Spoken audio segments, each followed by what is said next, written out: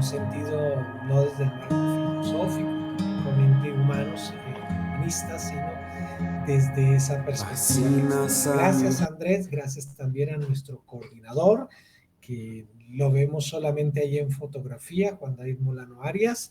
Él es el que está allí al frente colocando la música y bueno, haciendo posible por este medio que tengamos nuestra clase, grabando estas clases y son puestas allí en el chat de nuestro WhatsApp, Escuela Bíblica Online. Este es un servicio que se presta abierto a toda la comunidad cristiana que bien quiera unirse desde la comunidad cristiana Filadelfia Cristo Soberano, donde estamos desarrollando este espacio. Si alguno tiene en su corazón apoyar, este ministerio se sostiene con las oraciones y el apoyo financiero que voluntariamente personas quieran dar.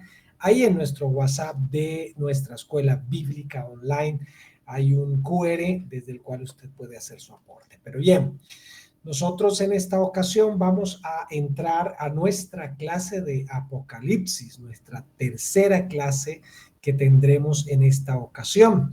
Y para introducir, entonces, vamos a hacer 3 preguntitas que cada uno va a responder allí en el chat. Así que abre el chat, vamos a tener ahí listo el chat y me van a responder estas 3 preguntas como si fuera una evaluación, pero no se preocupen, aquí no vamos a calificar a nadie, nadie se raja. La idea es una forma, esta estrategia es una forma de recordar un poquitito lo que vimos en la última clase, en nuestra sesión anterior. Primera pregunta para que tú la respondas. ¿En qué libro de la Biblia está la profecía de las 70 semanas? A ver, ¿quién lo escribe? A ver, ¿quién escribe la respuesta? Muy bien, Floralba, en Daniel, muy bien. ¿Quién más dice? Roberto. Bueno, Brenda fue más precisa. Ella fue al libro y fue al capítulo. Muy bien, Brenda. Qué bien. Muy bien, entonces está en el libro de Daniel, fue la profecía que empezamos a estudiar la semana pasada, ¿vale? Dijimos en la clase tras anterior que el libro de Daniel es para el Antiguo Testamento lo que Apocalipsis es para el Nuevo Testamento. Vamos con la segunda pregunta. La palabra semana en esa profecía de Daniel 9, ¿a qué periodo de tiempo hace referencia?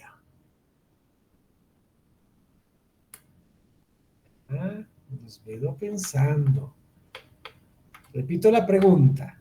La palabra semana en esa profecía de Daniel, ¿a qué periodo de tiempo hace referencia? Periodo de los 7 tiempos. Año lunar. Brenda tiene algo de razón allí, muy bien, ¿sí? El año lunar es otra cosa, Karen, lo siento. Pero bueno, ahí estás relativamente cerca. ¿Alguien más quiere dar una respuesta un poco más precisa? Quiero ver otros participando. Mira, ahí está Brenda muy pilosa con, con sus aportes. Qué bien. A ver, vamos, ¿quiénes son? Repito la pregunta. La palabra semana en la profecía de Daniel 9, ¿a qué periodo de tiempo hace referencia? A la una, a las 2. Fabiola Angulo dice a 1260 días.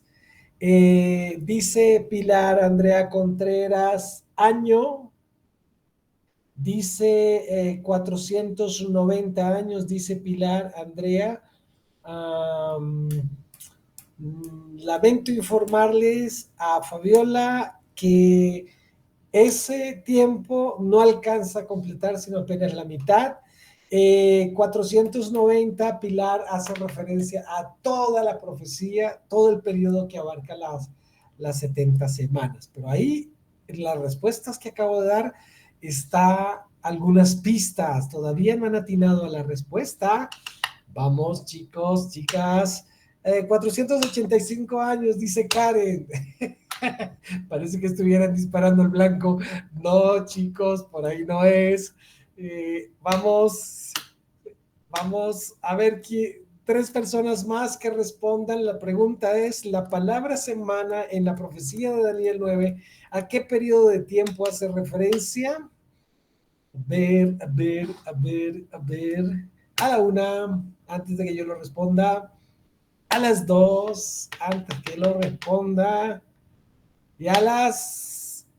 Ok, semana de años. Bueno, ok. Dice Fabio, que nuestro profesor, Fabio Andrés, aparece como Fantoso, pero es Fabio Andrés Torres. Habla de semana de años. Brenda dice 62 conjuntos de 7. Bueno, queridos, la palabra semana, Brenda atinó cuando hablamos de periodo de 7, tiempo de 7, pero realmente se refiere a periodo de 7 años, ¿ok? 7 años es cuando encontramos en Daniel 7, la palabra semana hace referencia a un periodo de 7 años, así que esa es la definición. Y finalmente la última pregunta, a ver si todos pueden participar. ¿Qué diferencia hay entre el año lunar, que Karen estaba hablando hace un rato, y el año solar? Y en el calendario bíblico, ¿cuál de los dos se usa? ¿Qué diferencia hay entre el calendario lunar y el calendario solar? Y en el calendario bíblico, ¿cuál se usa? Vamos entonces a la 1. ¿Quién responde esa pregunta?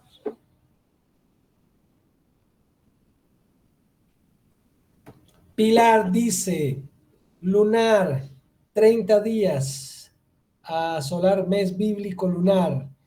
Y Brenda dice, se usa lunar. Es el lunar que tienes el...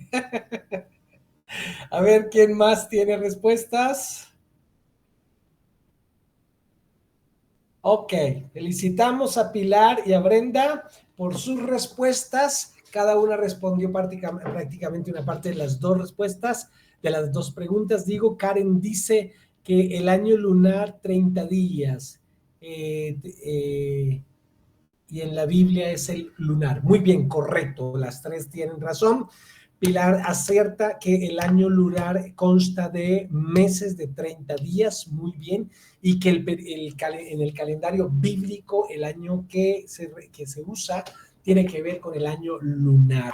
Eso quiere decir que el año en la Biblia es un periodo de 360 años, a diferencia del nuestro, que es de 365, perdón, 360 días es la cosa, a diferencia del nuestro, que es de 365 días. Muy bien, queridos, están muy bien, excelente. Entonces vamos a darle esta carita feliz a cada uno de los participantes que respondieron acertadamente, y a los que no respondieron nada, y a los que sencillamente se han equivocado, pero bueno, ahí estamos aprendiendo y creciendo. Muy bien, vamos a orar para empezar nuestro tema de hoy, que tiene que ver, bueno, había empezado con la profecía de las 70 semanas en la sesión anterior, pero no me alcanzó el tiempo para abarcar todo y nos ha quedado entre el tintero la última semana de la profecía de los 70. Vamos a orar.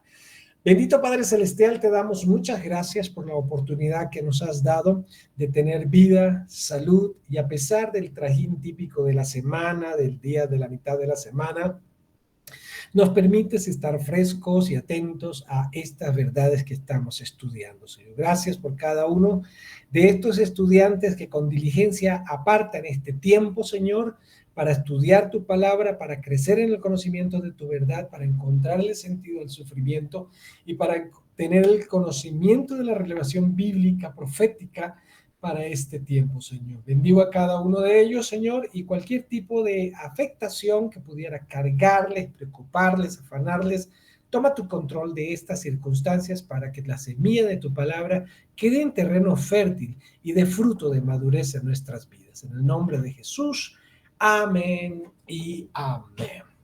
Habíamos dicho en nuestra clase anterior que la profecía de Daniel está distribuida en 3 periodos.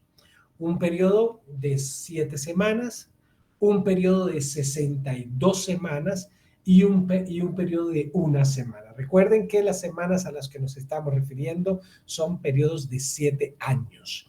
Y entonces, la primera semana, el primer periodo que Daniel profetiza de 7 años, de 7 semanas, es decir, 49 años, abarca desde la orden en que fue, desde la orden que es emitida por el rey para reconstruir la ciudad y el templo, y el tiempo en que ese periodo culmina, 49 años. Luego empieza las 62 semanas que abarcan desde esa conclusión de la construcción del templo hasta el Mesías, príncipe. Aquí está en la gráfica. Este es el primer periodo de 7 semanas que abarca el periodo de la construcción del templo de Jerusalén y la restauración de las murallas desde el año 44, que fue cuando fue dada la orden por el rey a construir el templo, y en el año 496 se cumple ese periodo. Y luego tenemos 62 semanas que abarcan desde que desde que concluye la reconstrucción del templo hasta el Mesías príncipe, que se habría de manifestar en el año 32-33. Exactamente tiene que ver con la entrada triunfal de Jesús. Esas son 7 y 62 da 69. Ahí están ya cumplidas 69 semanas. Y queda en el aire la pregunta: ¿y qué pasa con la semana 70? ¿Dónde está? Y aquí en la gráfica vemos entonces la crucifixión del Mesías, ¿sí? Luego, eso fue en el año 33, en el año 70,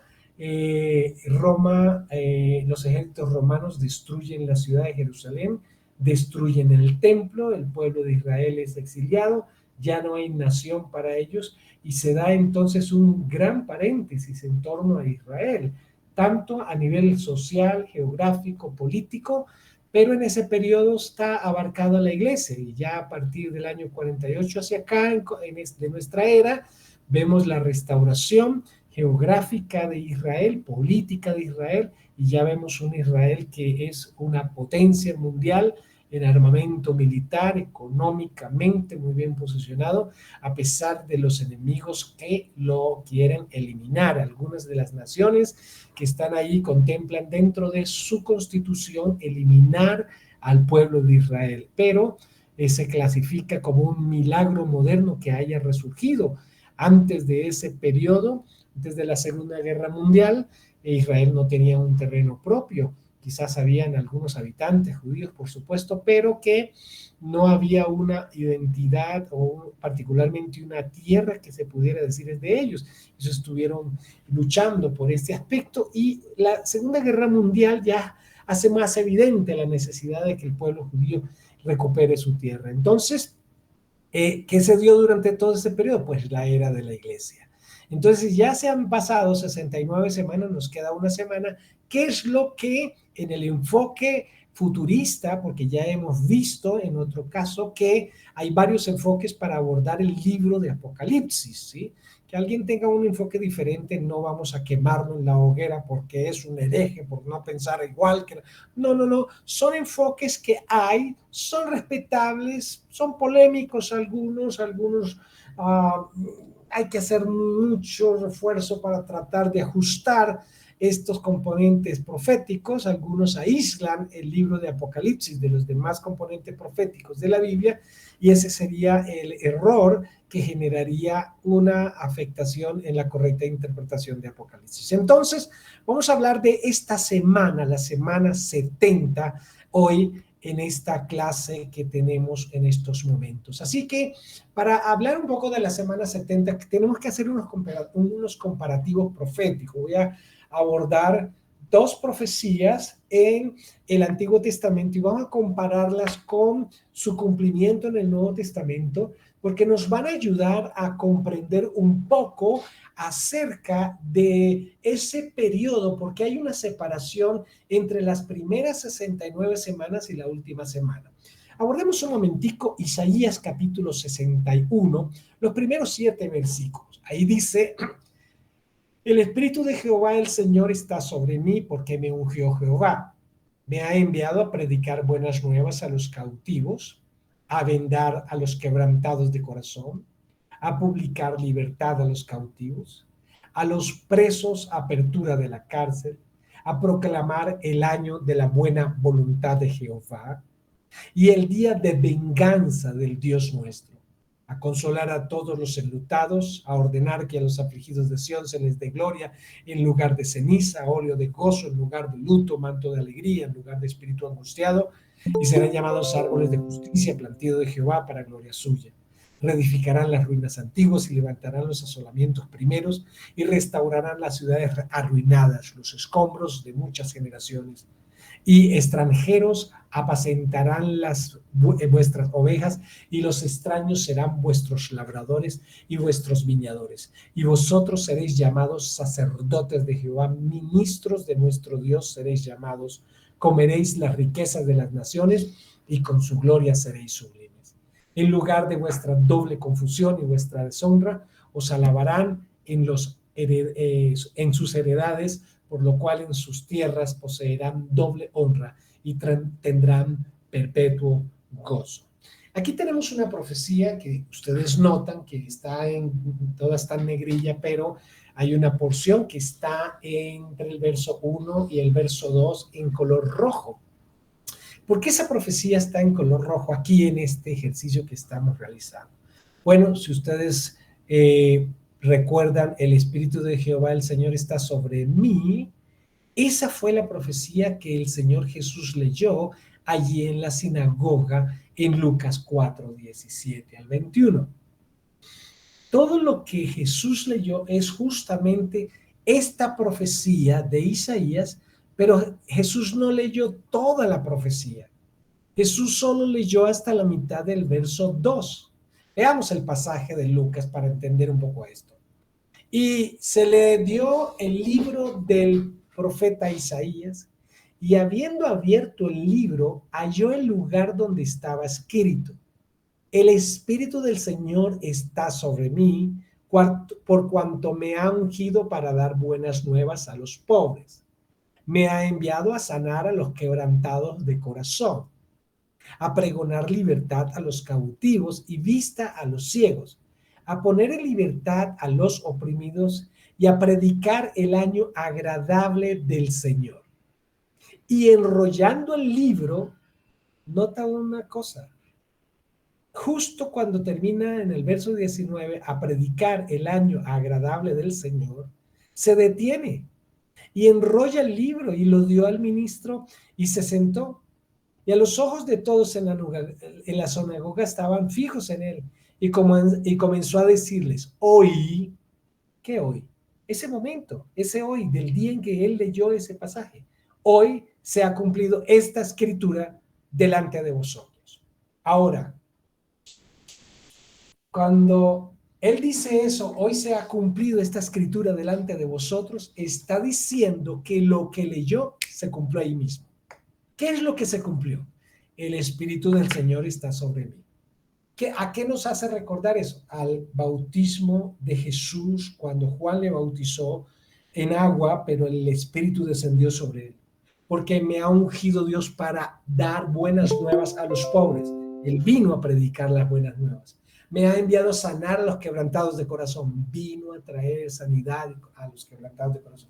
A pregonar libertad a los cautivos. Su mensaje de predicación tenía que ver con proclamar la libertad del pecado para que los cautivos del pecado fueran libres.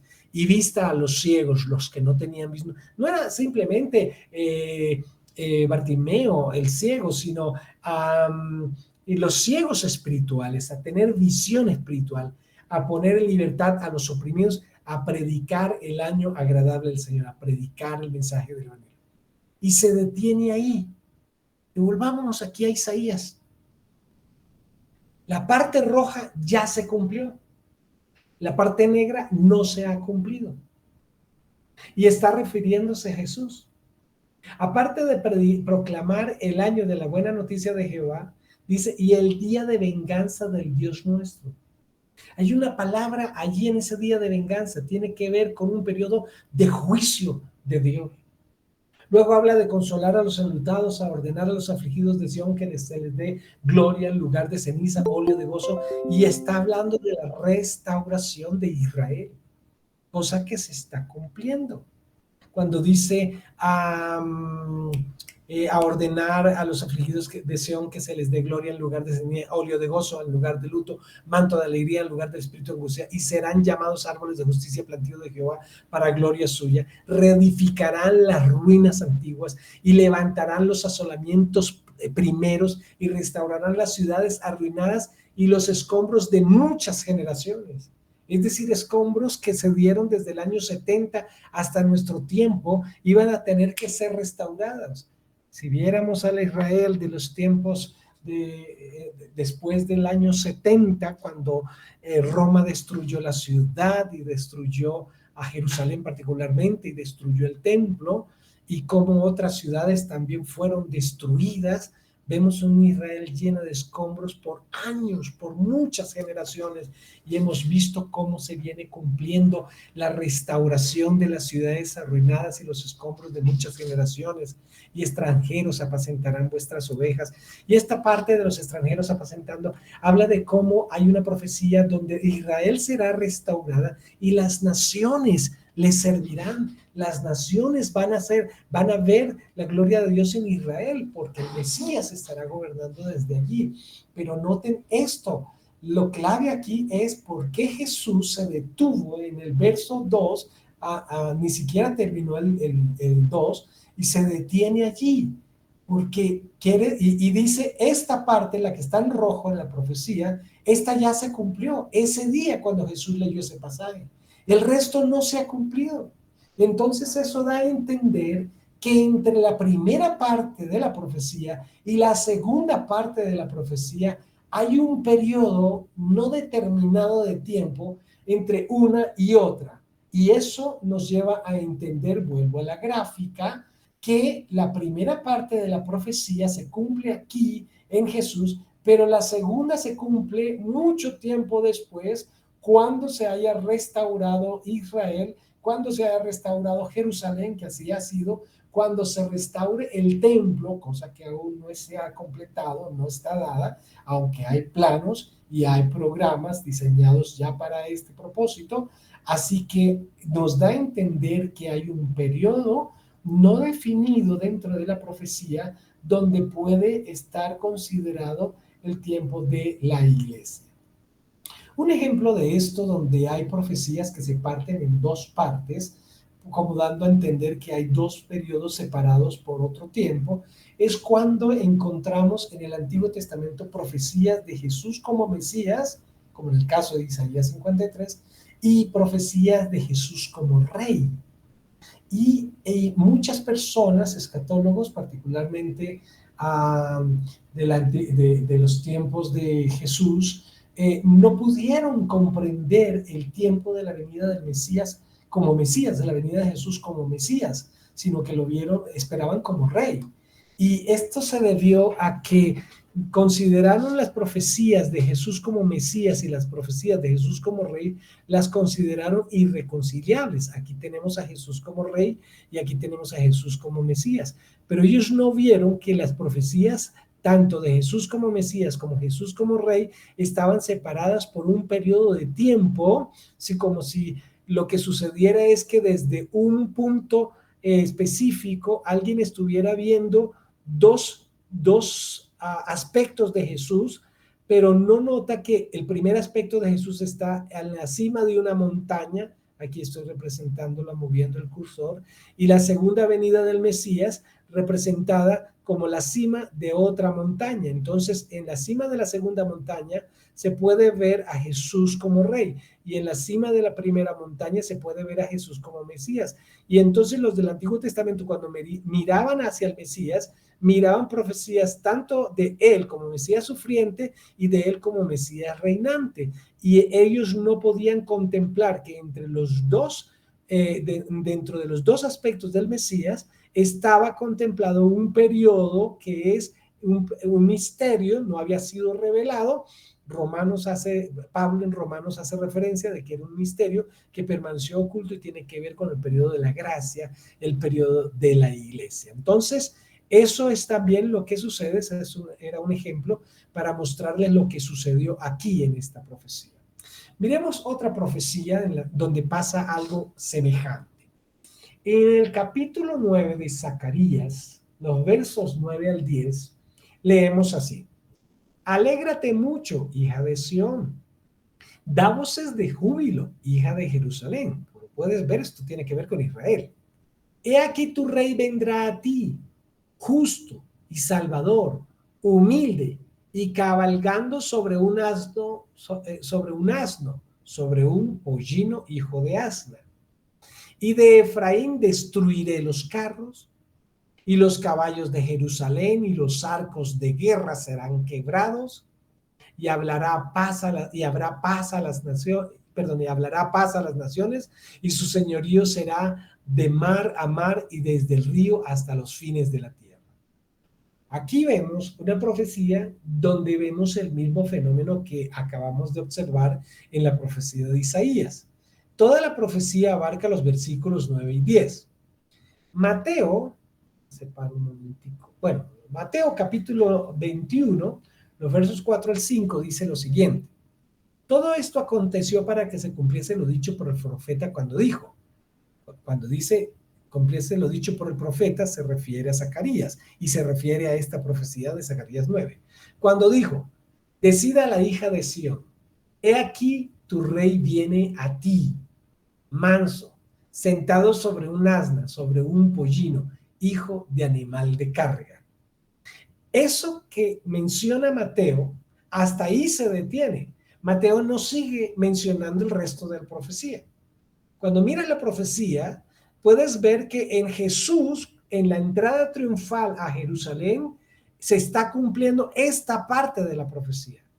Pero la otra parte de la profecía, la del verso 10, y de Efraín destruiré los carros, y en los caballos de Jerusalén y los arcos de guerra serán quebrados, y hablará paz en las naciones, y su señorío será de mar a mar, desde el reino hasta los fines de la tierra. Esta es la segunda parte de la profecía que aún no se ha cumplido. Tiene que ver con un juicio sobre Efraín, sobre la destrucción de carros y de arcos de guerra. Todas estas cosas serán quebradas y luego vendrá paz a las naciones, y el señorío de Jesús en todas las naciones no tendrá límite, porque será hasta los confines de la tierra. Esa parte de la profecía no se ha cumplido. Lo que nos da a entender que las dos profecías, tanto la de Zacarías 9 como la de Isaías capítulo 61, fueron cumplidas en parte, y la otra parte no se ha cumplido. ¿Y por qué no se ha cumplido? Porque hay un periodo que separa una parte de la profecía con la otra parte de la profecía. Así que las profecías fue partida en dos, indicando la existencia de un tiempo indeterminado que separa las dos partes. Ahora, miremos un poco otro aspecto para entender a qué se refiere o qué es lo que debe haber entre las dos partes de las dos profecías. ¿Por qué estas dos profecías se han cumplido en parte y no en su totalidad? ¿Qué es lo que las separa? Romanos, capítulo 11, verso 25 al 27, dice lo siguiente: Porque no quiero, hermanos, que ignoréis este misterio. Mira la palabra clave aquí, misterio. Para que no seáis arrogantes en cuanto a vosotros mismos. Quiero aclarar, antes de continuar la lectura, que es Pablo. Recuerda que Pablo es el apóstol de los gentiles, llamado por Dios a ser apóstol, no a los judíos, sino a los gentiles, es decir, a la iglesia, es decir, a las naciones no judías. Él ha sido llamado a predicar a las naciones no judías, y cuando escribe a Romanos está dirigiéndose precisamente a la iglesia compuesta por gentiles que han nacido de nuevo, que han creído en Cristo.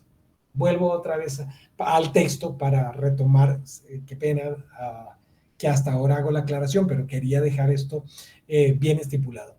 Porque no quiero, hermanos, que ignoréis este misterio. ¿Cuál misterio? Para que no seáis arrogantes en cuanto a vosotros mismos, mis queridos gentiles.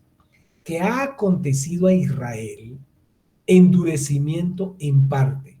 Es decir, una buena parte del pueblo judío está endurecido, está enceguecido. ¿Hasta cuándo? Hasta que haya entrado la plenitud de los gentiles. Ojo con esa palabra. Hay un tiempo de endurecimiento en el corazón de Israel hasta que se cumpla un periodo. ¿Cuál periodo? El periodo de la plenitud de los gentiles. Y luego que se cumpla el periodo de la plenitud de los gentiles, y luego todo Israel será salvo, como está escrito: vendrá de Sión el libertador, que apartará de Jacob la impiedad, y este será mi pacto con ellos cuando yo quite sus pecados. Así que Pablo está apelando a otra profecía donde se le promete a Israel que va a haber un pacto con Israel donde será quitado su pecado. Eso no se refiere a Cristo, porque Romanos fue escrita después de la obra de la cruz. Esto se refiere a un evento futuro que aún no se ha cumplido, donde será redimido completamente Israel. Miremos esa misma cita. Vamos a ver Romanos 25 al 27, en otra versión, como para comprender un poquitico eso que están negrillas de que ha acontecido a Israel endurecimiento en parte hasta que haya entrado la plenitud de los gentiles. Miremos otra vez ese texto en la Nueva Traducción Viviente. Mis amados hermanos, quiero que entiendan este misterio para que no se vuelvan orgullosos de ustedes mismos. Parte del pueblo de Israel tiene el corazón endurecido, pero eso solo durará hasta que se complete el número de los gentiles que aceptarán a Cristo, es decir, el número de los no judíos que aceptarán a Cristo. En los preliminares, todavía estamos en los preliminares de Apocalipsis, pero en la primera parte de los preliminares de Apocalipsis, yo les dejé claro que la escatología bíblica está direccionada en tres focos. Está direccionada a profecías respecto al pueblo judío.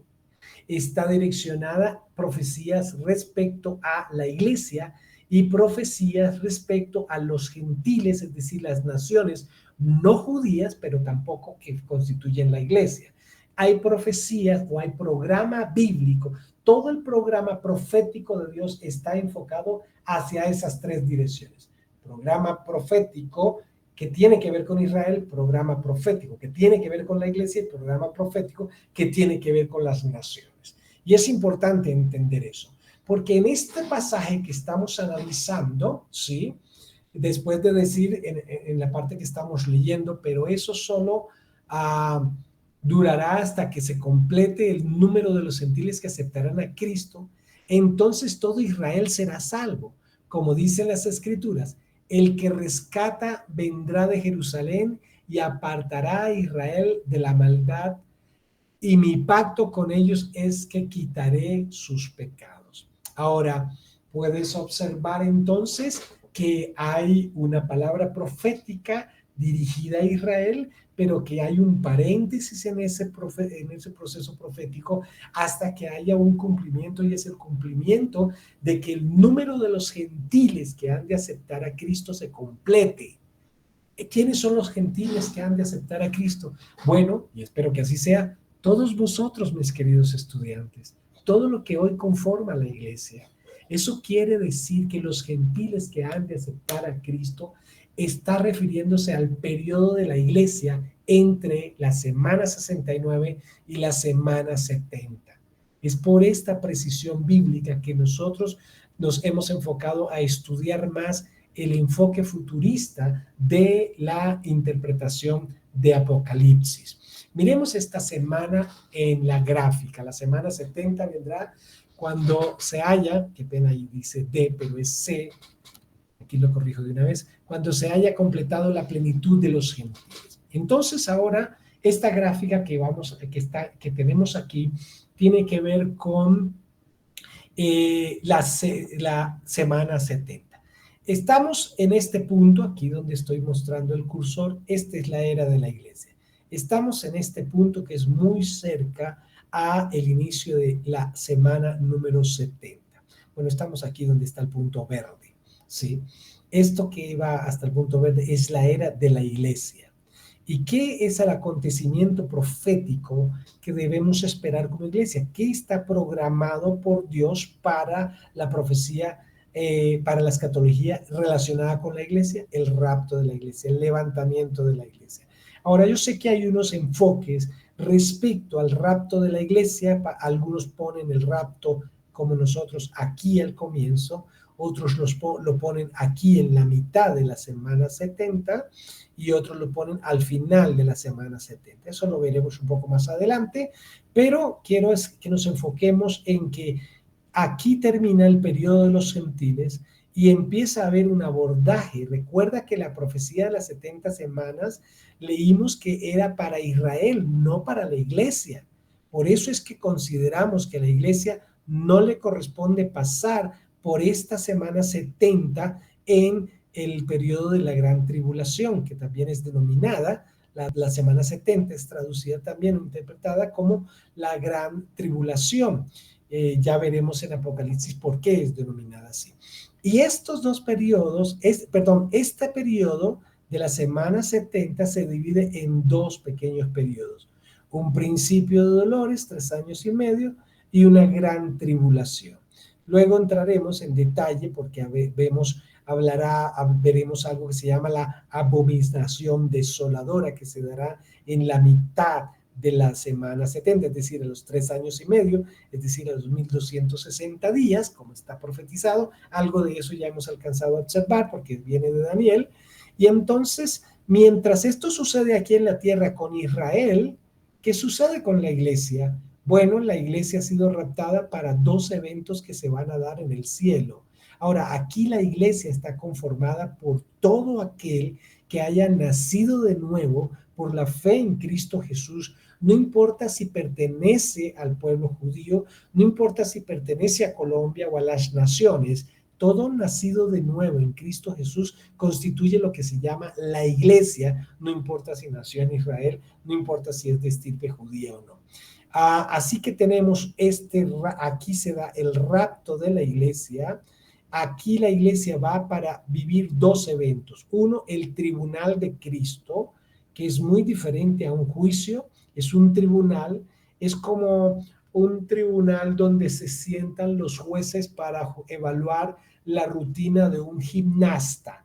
Tú sabes que en la gimnasia olímpica, en las barras, en el potro y en todas estas piruetas, no son piruetas, las maniobras pero se me olvidó el nombre técnico, todas estas rutinas que hacen los gimnastas, inclusive en los saltos en piscina, todos estos Juegos Olímpicos, hay una mesa donde se sientan varios jueces y van calificando la rutina ejercida por el deportista. Eso es algo semejante al tribunal de Cristo, donde la iglesia va a ser depurada en ese sentido, donde lo que es heno, hojarasca y madera se consumirá, pero lo que es piedra preciosa, oro y plata, permanecerá. Y es aquí luego donde se presentará a sí mismo una iglesia gloriosa, sin mancha y sin arruga, y viviremos lo que se llama las bodas del Cordero.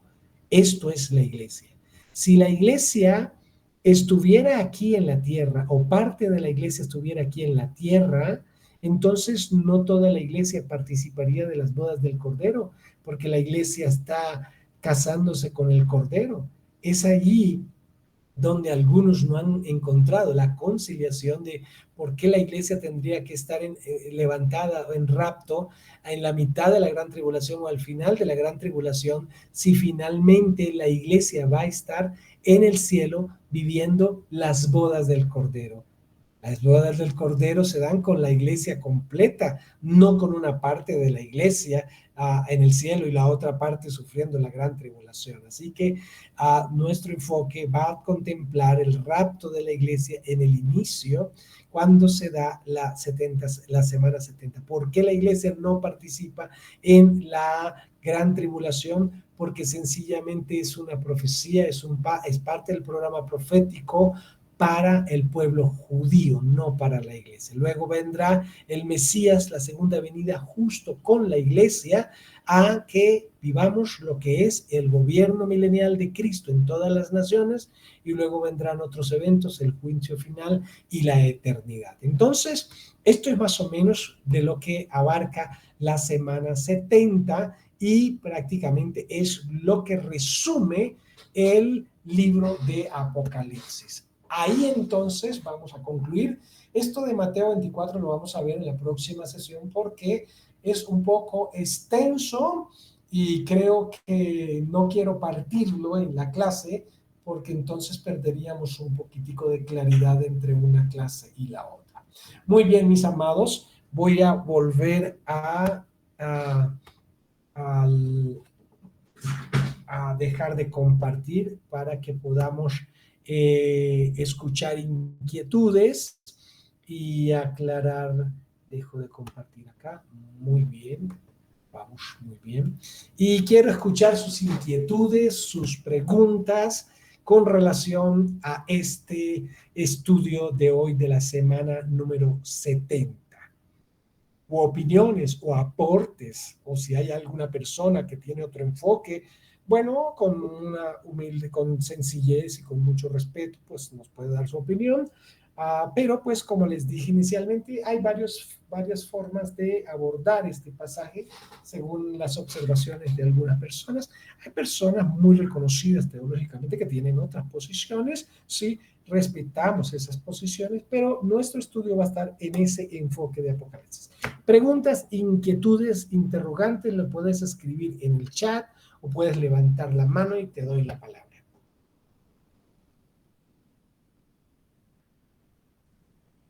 Me hacen pensar que o quedó. Ok, listo. Cuéntanos, Albita. Bueno, mi pastor, buenas noches. Buenas noches. Bueno, el rapto de la iglesia es, bueno, deberíamos estar toda la iglesia en el cielo mientras ocurre la gran tribulación. Pero los que de pronto no han llegado a arrepentirse, no han llegado a reconocer a Cristo, ¿qué pasa con ellos, Paz? A las personas que no han. Vamos a hacer una cosa. Hay un pasaje donde Juan el Bautista, ¿sí?, hace referencia a. No recuerdo la cita, pero estoy tratando para darte respuesta a la siguiente pregunta. A esa pregunta que me estás haciendo, como para arrojar un poco de luz desde la escritura.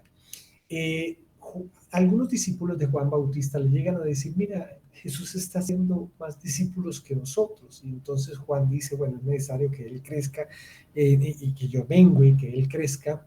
Y él habla de la alegría del amigo del esposo, ¿sí? Es como haciendo entender que una cosa es la esposa, la novia del Cordero, y otra cosa es el grupo de amigos del Cordero. ¿Me hago entender?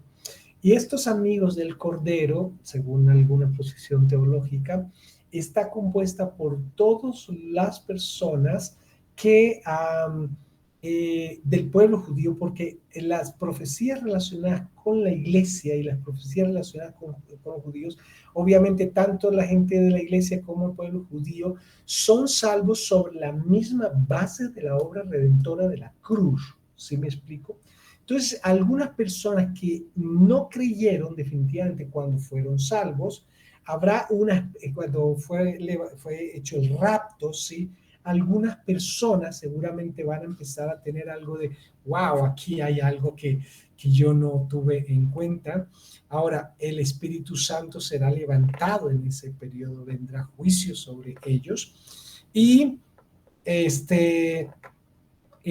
la pregunta, perdón, la decisión que ellos pudieran ver de, ay, pero bien nos lo habían advertido, bien nos lo habían dicho, seguramente tenían razón, algunos querrán evitar obedeciendo inclusive las instrucciones que veremos más adelante en Apocalipsis sobre la persecución hacia todas estas personas que habrá en el tiempo de la tribulación, y muchos de ellos seguramente podrán ser sacrificados. No llegarán a constituirse parte de la iglesia, pero forman parte del grupo de los amigos de la novia del Cordero. ¿Sí me hago entender? Que luego lo vamos a ver más adelante cuando ya entremos en más profundidad sobre el libro de Apocalipsis. Listo, Paz, muchas gracias. Gracias. Otra pregunta.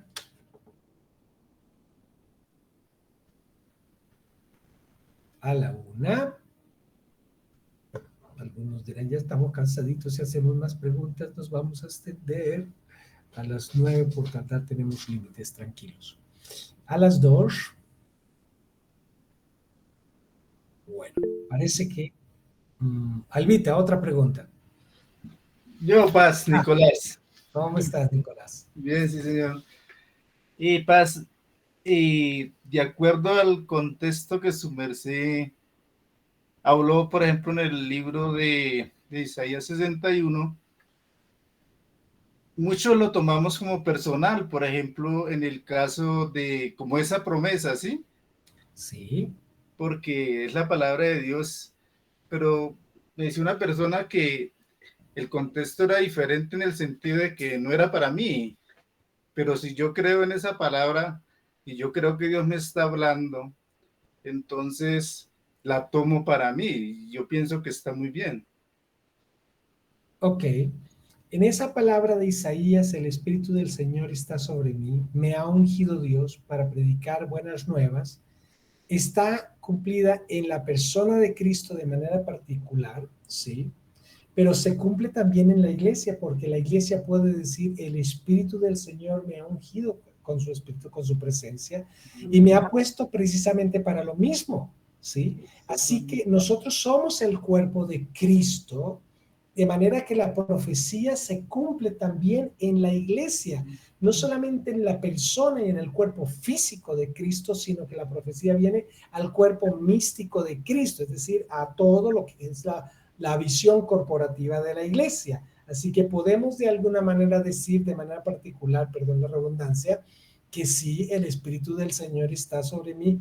Obviamente hay aspectos de la profecía que no aplica particularmente a nosotros, porque nosotros no somos los que vamos a liberar a Israel del pecado, es Cristo con su obra.